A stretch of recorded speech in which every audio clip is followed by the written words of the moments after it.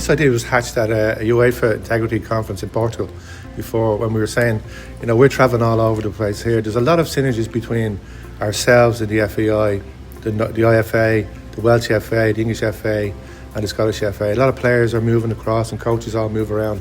So we thought, why would we not try and get together in one of our own areas and exchange information and bring the people that we know who we think would be involved. So we have people here from the players' unions are here, we have government officials, we have the guards here, we have people from Sport and Chance Clinic in the UK who deal with addiction, and various other stakeholders within that game, and trying to build those relationships with them. Great exchange of information, really good information, real world stuff that's happening around the place. And very kindly UEFA without UEFA we wouldn't be here really, because the funding they gave us has helped us put it together.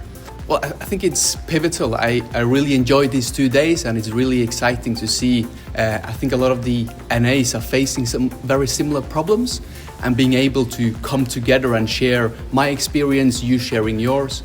I think this type of sharing culture is really important, and you can really feel the room as sort of progressed in days, like how much the discussions that were put in place, and when people really felt comfortable to share how the discussions really changed and they can benefit from what everyone else receiving. Like, I bring something to the table, but you have 4 or 5 other NAs who come something back to you. So that's been really, really powerful and inspiring to see this event being put together. And it's been really important for us as well to be able to contribute and be able to facilitate this. It's been a great 2 days. Sports is a big thing now.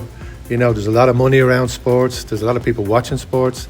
And some of those people, I wouldn't say a lot, but a few of those people don't have the same sort of motivations of what we would have being sports people, and they'd have different financial interests in those. And we need to make sure that we build up those relationships with stakeholders. It's good we have people here from the International Tennis Association, and they can. It's another sport, but completely individual sport. So they have different challenges, but similarities in some ways. And it's good for our delegates here to hear this, from them. Jenny Kennedy has come over with about what she used to work for the FA as well. So she has that experience of team sport and individual sports as well. So we've come down with Aaron here to share the story of his own issues surrounding gambling through an initiative that launched by the Irish FA, the player group, that players are now coming together and talking about dealing with gambling and addictions. And from our perspective at the PFA, obviously we're coming in to support that and try and encourage more players to seek out for help and how to get help. And we feel through the power of storytelling that we can encourage more players to do so. It's okay not to be okay, and there is hope for the future. And if you are struggling with gambling or there's other issues, that we are here to help, and we'll try to guide you in the right path and try to give you the right advice to where you are. The success of the league, brings a lot of things, but it does bring some challenges as well. And there's a couple of those things that we always been proactive of, and with Mark Scanlon as the director now, Mark's acutely aware of what we do. We say this when we do our presentations to the players in the league, is that, while there might be 5, 6, 7, 8,000 people actually just in the stadium, there's hundreds of thousands of people worldwide watching that game. And some of those have a financial interest in it as well. So you can watch a match, from Kerry playing Treaty, or you could have Shamrock Rovers like Bowes on Sunday, but people in Timbuktu could be watching the game as well. Yeah. It's all open now, it's worldwide. So the market's opened, the league is going in a great place.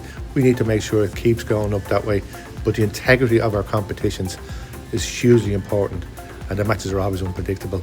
And we've lots of really good stuff going on in the league at the moment, and in Ireland, and we're here to help that continue.